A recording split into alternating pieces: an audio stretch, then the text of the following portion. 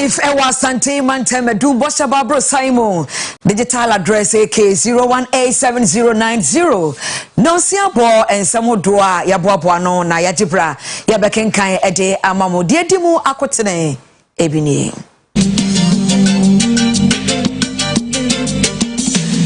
Abaino ede kokobo ama wani a wasisi adan ewo aban sa aseso sa wonu enhwe yie sanse aban boaboa no so oba bebubu ni nyina ede afri so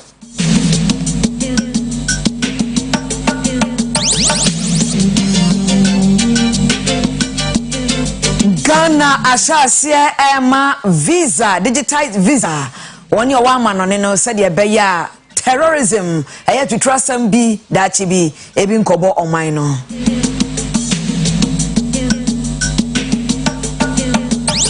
Yebeko BIBIANI Western North region na rawo samwa asie ene se wa bo enipa ensia bi tuo de asi wa kire de ye be kire mo de a kire mo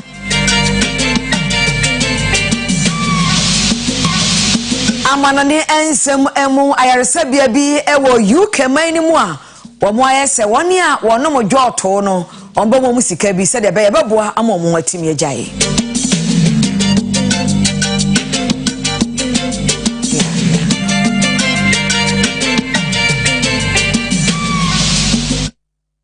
Miti edi PSA ladi mema mu nyina adwo afei ensem no enchiremu enie Yeshe ensem no ase oswafo he Ghana ensase ene abade abobrem nepa ensem so owura Abu Samuel Jinapo edi atudwa se woni a wasisi adan nketewa ne akese ewo aban sa ase so no ageni arena ataba aduba womo agwo ho siesie wo ho sanse aban ebedri ni gina ego We are confident that with the systematic digitization of the manual records in the interim, pending the comprehensive data capture, the turnaround time will reduce with time. As part of the digitization agenda, modern technologies like drones are being deployed in surveying and mapping to produce accurate, geo-reference and efficient orthophoto maps to support land title registration and base maps for the development of local planning schemes. Today, over 2,500 acres of land surface have been surveyed using drones. This has greatly helped to detect rampant encroachment on public lands and also prepare development plans for government projects, including the affordable housing at Amaria and the industrial enclave at Afienya, both in the greater Accra of our country. 2, decentralization of land services. The Lands Commission is also decentralizing its services to bring closer to those who access these services. These include the provision of offices for the 6 newly created regions, which all now have regional lands offices. Though not fully completed, the temporal offices have been provided for these regions to commence operations. With this, clients within the regions have since been accessing the services of the Commission conveniently. It is worth noting that all the 6 new regional offices fully operate on a digital platform. As part of this decentralization exercise, the Commission has embarked on a massive infrastructure development, including the renovation of existing regional offices. Currently, the construction of the phase 2 of the Greater Accra Regional Office Complex is on schedule, with 40% of the work complete, while the Tema District Office is progressing steadily. Comprehensive sensitization on the Land Act. Ladies and gentlemen,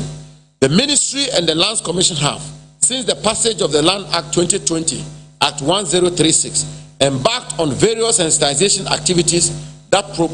will support efficient implementation of the Act.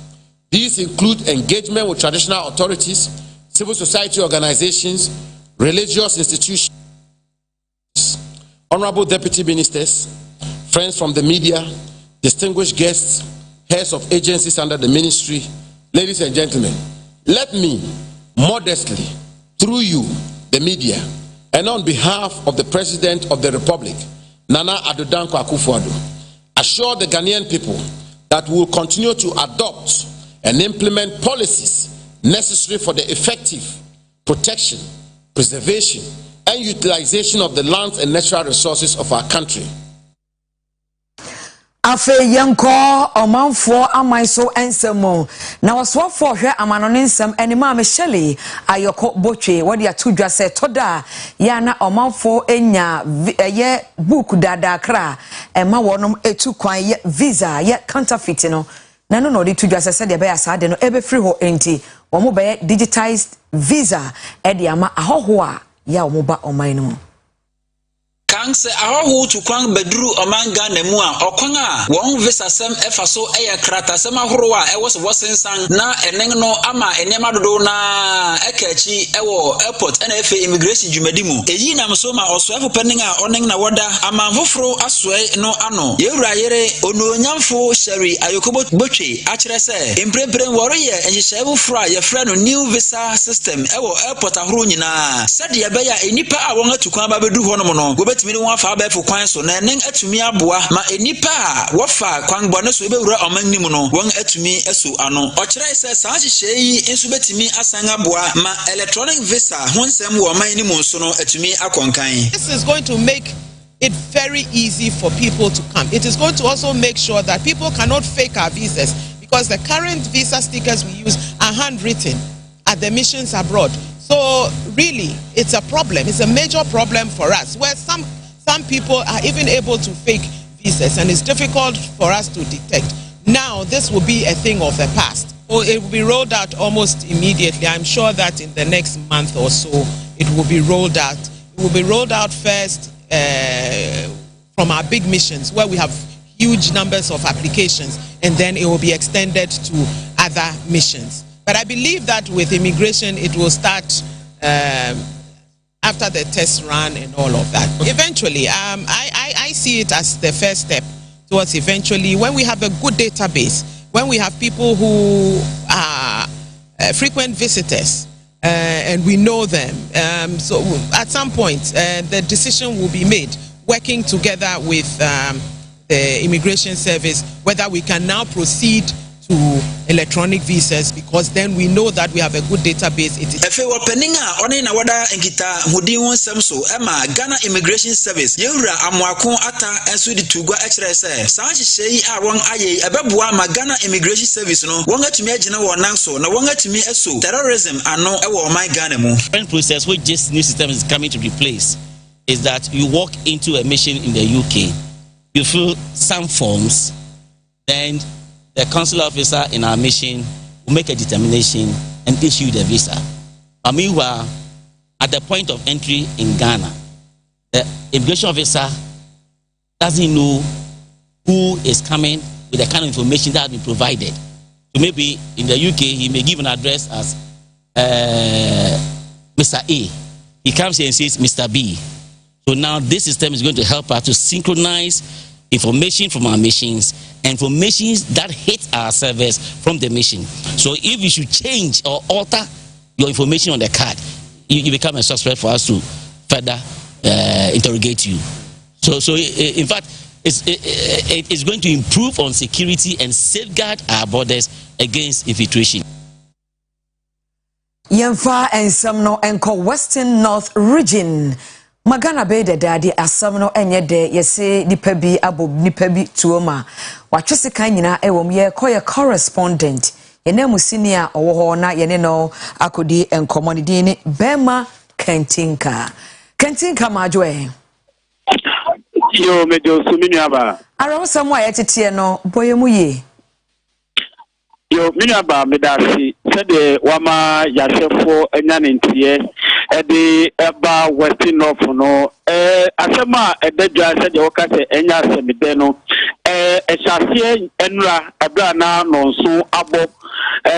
ede kopem no ti enwumre emu ho no mu na saa asemi ehyasie na no doni beka se pre-demonstration ni nyina ne se emabuna ewo bibiani anyaso bekwai Mensinumu HSN nyoma bi ekoso ewo nananom aseye enafe so eye jumako bi aye from Mensin Gold Mines enso aseye a omani enjehu wasem nyina ne se abra Mensin Gold Mines eba ye na waye wade se ofa nipa no enya de se mabuna wo bibiani anyaso bekwa mansi ni mu no adwuma mpanimfo no efa wo mu na sanso ena wo kire mu se nananom enso so enya de ni assemblyman fo oboa wo mu amomotumi enya adwuma ni bia ye ni nyina ne se wo ma wo mu enya adwuma ni bi eye ni nyina eye ahogwo na eno ena mabuna ewo bibiani anyaso bekwa mansi ni mu ekira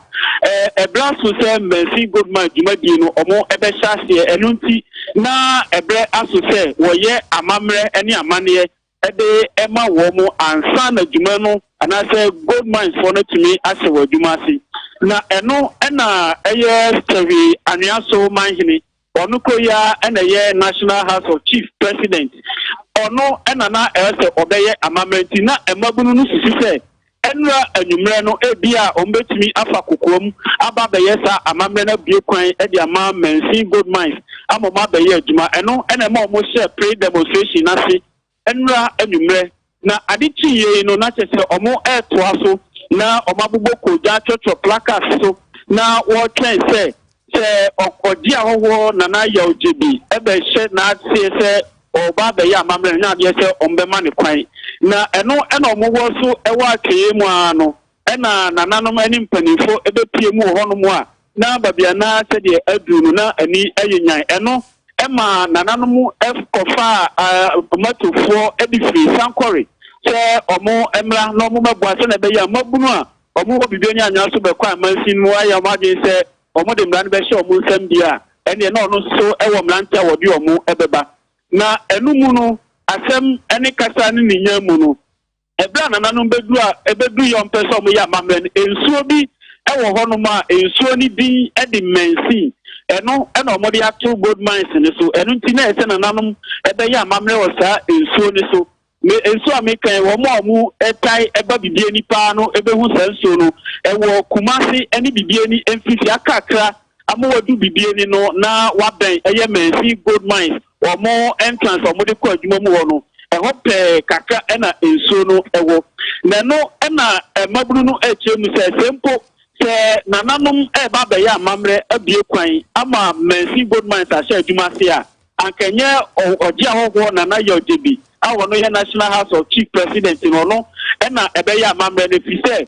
bia mensi gold mines wo no ewo bibiani asase so ena bibiani so ewo ohene a maburu no susu se akaye se nana ngwa anyima otosu mienu kumdom ono ena ese ya mamre nti maburu no eti aje babia enya ade a ebe ye no nenam so a ema basabasa eba ye tututu eba ya zabla meno katai nipa makumaku enum ena DCOP akasi mensa ono na ya regional police commander ama ye nya ne ntiese abedu nanima asabe nipa numi eda ayasadia emu ahodo eka ho so sekan atutwa wo mo a omo eja se zabla meno katai die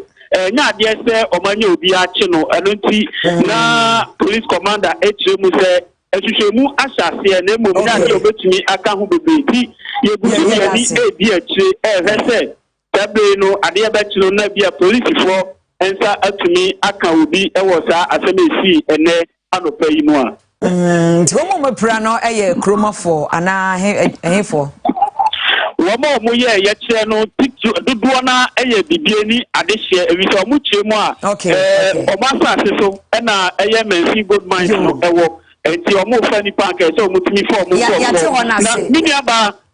ade ba ko esa wo mu kura ma mabunu no ebo enyoso ni se enam se omu ekofa ahogwo ena omu fo omu adwuma no ama edan ho so asem ayede ewise te oti bibiani asase so na sebi o maami ana papa ntimi amobla si dan be adankwa miensa ubenya bia demu a na se wo ye babunu so kopeda yan han ya enya ade se ubenya bia han fi se ebo a omo de ato so na ahogwo no efum efi se opeda yan han wo bibiani a bo so ne no omo je 300 cedis enam se ahogwo no aba na omo so munyi madwuma ba be yenti no omo bobo na omo nsrente so eno so aka koyo how dia mo a emabu na wo bibiani se wa yo wadin so beto wa bo blade a edan wo bibiani pa de enya de se ubenya bi ahan eti we mu ne nsem bi ha mabunu na ama ene omo yo yekire ya nipa bi mu etu akeka wo mu asabi omo da ya sabia eja ya refi ye da se bema kantinka ewo wamanebo Awode abre free Western North region. Eye arahosempa na yenko bambo ensem emu aye toaso a onisa DCOP kwasi fori obrempon basapon nyankropon twediampon adawroma ne dwumadi a obedima police sadom no wodi abawiye ne sa yo honti omo aye pull out service ede amano ya kwankwaja dwumadi. Then rule of law should be the bedrock of our position. And I would like to appeal to the nearest legislature to embrace this new paradigm shift, where rule of law is the basis, where one who commits offense does not go free or does not escape justice. And that justice must be done in line with our constitutions and all lawful arrangements. And let's support that. I.e., people who jump traffic lights, people who run on the shoulders of our roads, maiming and killing the young, weak, among others. Let us support the police administration in this particular drive to bring sanity on our roads. That is why Operation Parry have also come to the fore, making sure that indisciplined riders are brought to book, making sure that riding ambassadors also come to the fore to assist the police. So you might have noticed a strong paradigm shift, making everything possible that the Ghanaian people,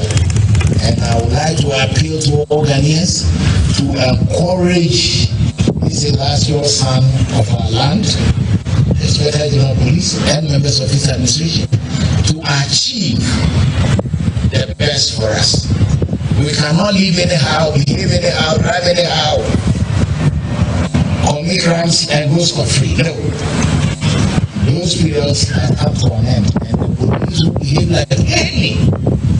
well-known democratic police force in the world. And that is the position that we're taking. The law is no respect of persons, and our citizens should succumb to the laws of this land and live free. Afe yenko Ghana mbrase bedwamo na mbrase bedwam dom ketwa ede atudwa se dom kase na brebia de bia se dwumadie ba ko mu de omutibi je hu sika saa me je hu loan saa enam so ama ye normal ye wo a kebetimi de akekere omanum ade foforo bi no ye de yade ba ko saa owura Kwame Agboza a woye ranking member e wo mbrase bedwamo a wo hwe works and housing dwumadie ene de sansem we etudwa. Related works, another thing. If you see what we have, what was laid yesterday, you can see, for instance, that 135 million euros plus another 21 million euros were all supposed to be part of phase 1 of the Swami interchange and ancillary works. So we are surprised to see another amount of money, $47 million for Swami interchange and related works again. Are these duplications or additional monies allocated for the same project? We don't believe that this is the right way to do. While we are not against any of these projects in principle, we think that there need to be some clarity with it. For instance, if you take lot 5 and 6 on which they've talked about, we believe that this is part of the project that was completed by some Brazilians some time ago on the Eastern Corridor. The real problem on the Eastern Corridor currently is the how do you call it, Nkwanta Oti Damanko section, which the Chinese have failed to deliver. You notice that not too long ago, a few months ago, we approved a loan of $170 million for the development of infrastructure relative to the All African Games. So we are surprised to see another $140 million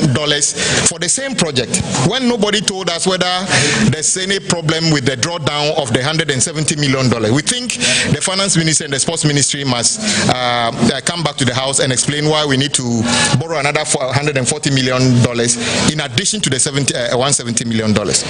For instance, not too long ago in 2020, we borrowed about $241 million to buy rolling stock of various types in anticipation of the rail expansions we are doing. We are not aware if those rolling stocks have been bought or if the loan has fallen through. All of a sudden, we are seeing another $30 million to buy rolling stock. We believe the Railway Ministry should be able to explain why we needed another $30 million. Is it the case that we couldn't access the $240 million, or is it an additional rolling stock to what we are buying? With the list of the projects, yesterday an agreement was laid in Parliament for Swame Interchange and Yenina Ghana Emrashe Bedjamu Honwana Mame Esla Ousu Minister of Communications of friend Emrashe Bedjam se Omeyin se Marco Mienubi Anonenso which I said honorable Wama Tiomo so bo bon se Mameno Waya so brachie Edietia Ghana Emrashe Bedjafo America krani ena marashe begwano eto wonsa edefre aswei a won na wohwe gitanwudi hu ensem so Ministry of Communications owura yire Osla Owusu Akufo eda anono se omeyi semfu adubi ano a enen baboa ma won anya mpensempensemu ewo ensem ahorowa enen ekire won adwen na bre a marashe begwano de krata ekoma aswei no enya de a won atumi atu hu anamon na emumu no wode krata ahoro aba imdane de nyinara no tu ena wotu saa invitation anas ofrei ede sheda yi ana domkuma no enano ni yewura muntaka akasa no wachira se okwanga Ministry of Communication afaso ene emrashe begwa afaso no hadwun ye papa na enkire obu yewura yere Osla Owusu Akufo odebu emrashe begwa no ene nti no mpanefo hwe no wonka ho bribi sei ene woka ho asem fai. There's a deliberate attempt from this ministry to evade answering questions. Just check the number of times the minister has written the ministry has written through a director, not even the minister, to this house that her questions be rescheduled. Now you are hearing that some of the answers are not ready. All the 10 questions, answers are not ready. Speaker, unfortunately, our colleague have shown some respect to even come here herself to make this plea. I really wish it was her own minister so that I can speak my mind to her. But please tell the minister that what she will not tolerate when she was in the opposition, she should not be doing to other members. This house right to oversight should be better known to her as a member of this house. That if she doesn't respect this house, she shouldn't expect any other person to respect this house. And this is more than the 5th time she has written to defer this. But unfortunately, you are here, and a harmless deputy minister. That is making it very difficult for us to speak our mind. But we want to take you by your word that if the minister cannot find answers, please find answers and come. Because you are saying within this week, I want to take you by your word. But I'm really worried that it is you who is here, and you are making me hold back a lot of things that I will have said about how this ministry is treating this house. Governor Speaker, if she cares to know, even their annual report, the annual report from that ministry, her agencies, all of them are delaying. And you have the kind of minister once she was here. The Speaker, the deputy minister should be spared the agony of what will have said to the minister.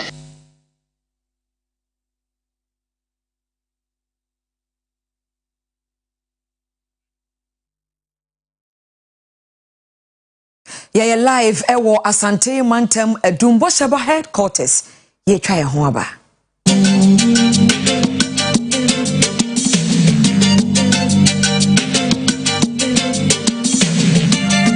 Electricals ebusiafo empanyimfo se de ani hu eni edi hu adanse mosomfo na nafia kobi ma mepiem wo ha eka mini senkane apapa se wo honumo wow enkane apapa pani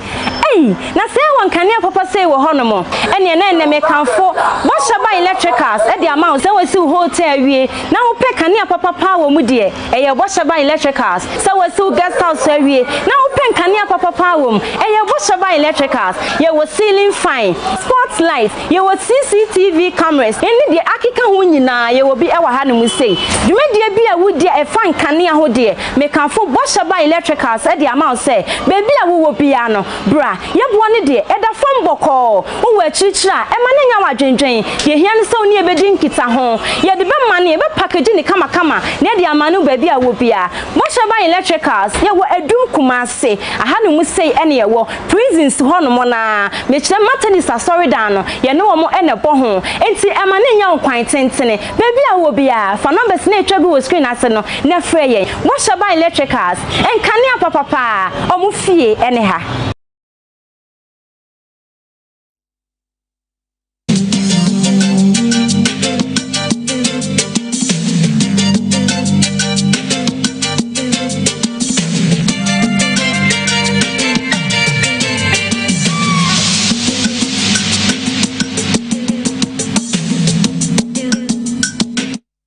Afe yentoa ensem no esokosua ya de a esayare ma apomden na Ghana ha asua ya ehwekosua edie ene ehonsem ede atodwa se obehya ase akodwa so na afe wakwakọ church omanfo kwan ya obefa so na wahunu kosua eye waye na anu dwumadie bi ewo enkranmantem na ma asasem wo nyina ebetodwa standard in the number 1261 yeah 2019 and non standard ya e kuraye na standard ne ekataba bia efakosia ne grade say grade A grade B grade C enti wo hwa kosia ye grade A no etisai wow he photo no a ube usa because ye dey enye grade A enti ene na ye be na grade B ne price grade B no so tesai no aba grade C ye wi a kosia ne shell na wonwon ebi shell no ebi ya hata ebi akrake baby won a abokura wu eye senti baagi so de ve kanea enti ni nyina yaye a wo hwe kosia na wo ton no hwe shell no ne ya ba yoku ne fifi no yoku ni bi ho a wo be kosia ba se yoku ni takona se yoku ni dem fifi make se eye yoku papa no yoku ni bi wo kola enye papa ebi aye green ebi wo afumre kosia no afumre sa standard ni ewia ya basenya kosia ne sa aseti ebi ya kete ebi ya fifi ebi ya akasi enti ano so ya de sa asini nyina aba se wo be certificate standard for no beba wo fa ni a pesa ni media to say ni awaye no pepepa ni e ama afa ye wi a ya ba packaging say na wo be hye kosia ne dia ko stop yes say wo di kosia ko edwa ma nso a wo di da kosia no wo di da kosia no o sesaye package ya wo di gum esesem from afam ni nyina na date no was senia approach body yes stampo you know date no awe ya ni yes stampo kosia no so ye ha kakra no so na yes say no yes senia o hye eni go si store ama obi ato na wo go supermarket wo se bebe ya ye edi ni tarso date ya wo de toy tarso enti say date no dia boss se se akra me no kase wo di koduru fie na wo bokosia na prapako is a standard no ya ma obi akra ta ni bi se fatare wo tego no jodi pa ko be ta o di ko na bo me wo ho a sa do ade akra wo so ko fa o potri farm ho na sa potri farm no wa hye me yie ama se grade A wu ye clean sebi krama sorry akoko bibia ni wo na wonya ni grade A amanfo kan nyoma enya papa abankosia didie ho obonkosia din ya se ana wo ka se obi nkodi nkosia na eba ne tima ne se e masrade eba body le mo e ma o heart akomayare ni na enye nokre there were nyoma be information be was sister no more emboa teach you now just to educate the public about the importance of eating eggs and all that.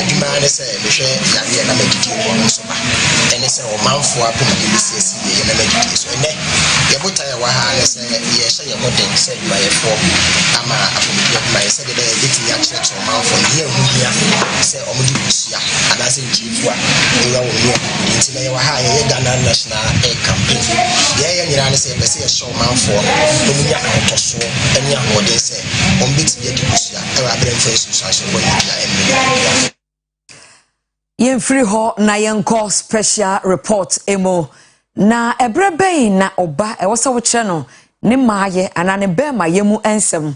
empo wone ne yonko ye opposite sex no so oye be ma ono oba so mkohia how bebe mu ne ho sensem no brebe ne hia so ubie oba nani ewo ho emfie ben ne ye komontin so ye ne Ghana for akodi nkomo do a lack of knowledge unim sex education when maintain mo say no be take advantage of no dey do that nyama no unim say be ma no da ebese unim say period say no da ebese nti o dey train free ni mo France no dey nyini at least obi hu say miesi a kofa say na ba meju miesi kofa say aba no dey nyini nti ndidi say o dey train free mo France no dey nyina eye nti time no say no power say we are say manager say mo France time bia no I say utu bafo time bia o 24 yeye nti minim times anopa say we are say nwumre but the better tin friend mo fa say no dey nyini say be ya obe used to nyini anas won say me dia grocery asi na bem the time I met me body a time nyame ya aduma wo be ware akọ sa bre na mekire tan ko mo kire na najo abla nkura deda because nkura no omo ye nkura boni to the extent say bia ye kire no onu oni madokro but obehwe ne wa ye say bi onu nso e practice ana wo ye hu adokro ntinka anajo nkura na da be 11:30 ana 11 mu ho ne de nka ye normal sex education there media kamenya nka enye nwumre nka enye anopa esanse se anopa no yana most at times more na the office no or adwuma mu a ebuwa na tell you wa ohwe ena enipa bi I ready amu adwuma kwa nwumre no bu wa ofre adwuma ba no ba beda run be 8:30 9 ho no that time ne denka na come pa because of unkurante was a kwanajo if you be 10:30 go you know enuna moya beboa say we na nkura na nkura ma ba no omo ni tete opa anti no omo ko sa time na ebeboa pa amanfo bi agentre efa emra e wasa ye church sex education na boa ma ye nyina ye timi ekoyenim e wo ye relationship ana ya wawe mu eno no ayeko ba nana ekwe free enemy din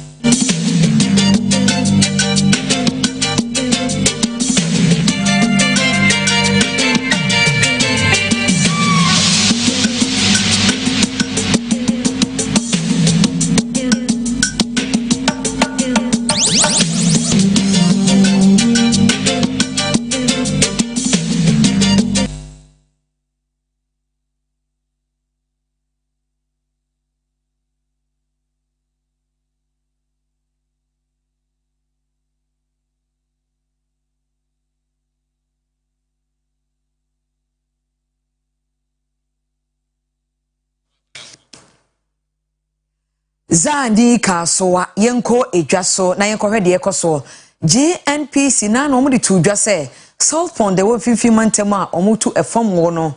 wo mo no ma omo sisa afri ho no na broni fan decommissioning wo mo ahase na Isaac Anna echechim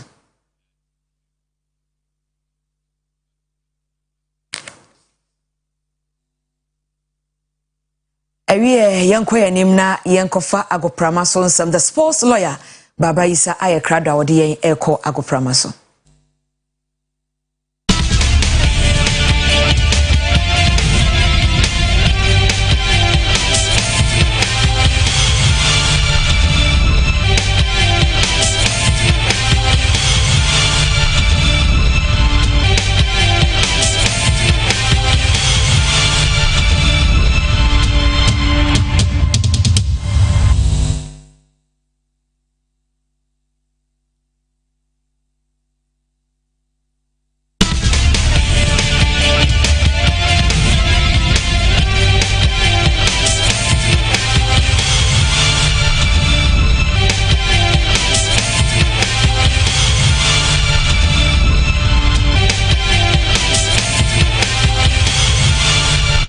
abusia anwumre so yedase aha eye Oyerepa TV mraso se agodie mu nsem yede to aso ema wo nkofo nkroso nsem ene afisem ne abobo no anwumre yede edan wo okokumase asante kotoko omaso ya your latest why be confirm amount in the Ghana Football Association and a lot more and anwumre yede edan wo sports lawyer the only sports lawyer in Ghana football yen shall say Mfi Owura Henry Asante Chum na so ye okasa Emma Ghana Football Association hinsem nyina ene se na no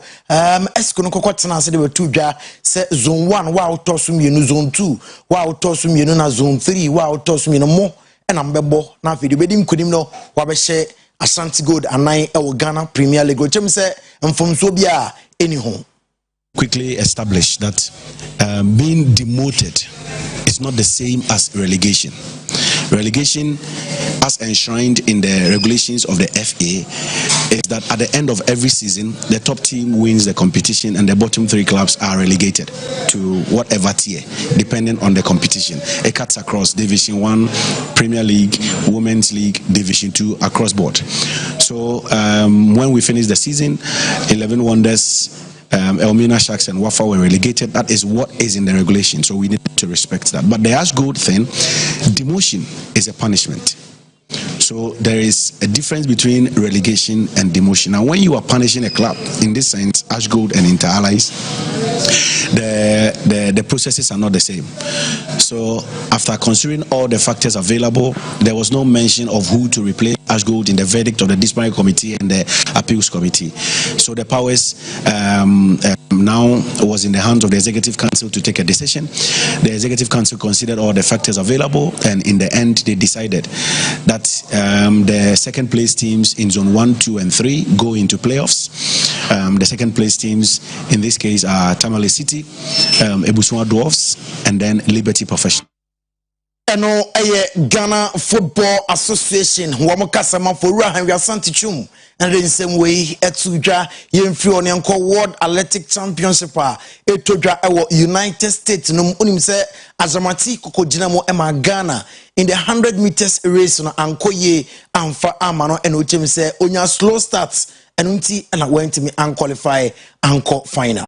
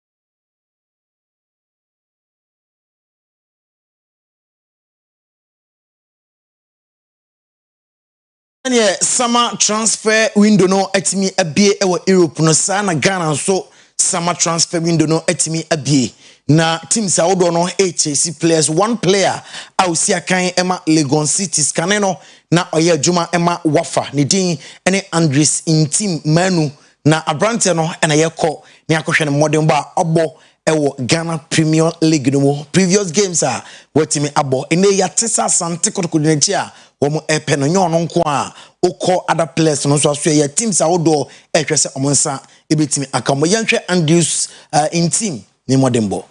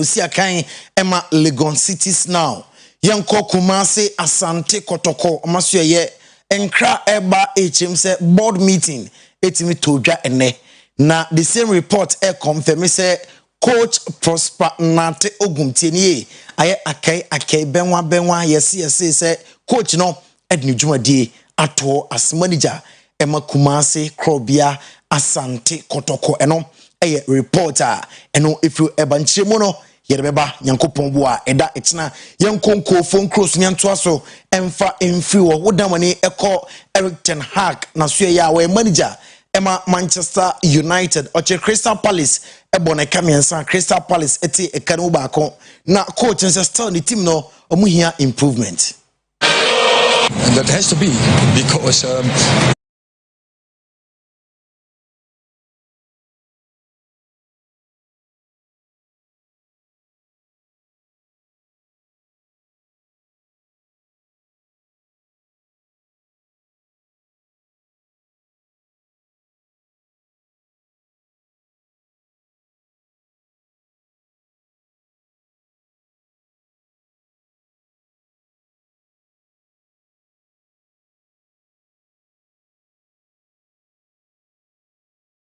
Manchester United Eric Ten Hag and ote say what is ansem no etudwa yanko Arsenal so ye goalkeeper Aaron Ramsdale and edi etudwa say the relationship with Arsenal supporters no ene yana eboa no na onye mistake bebre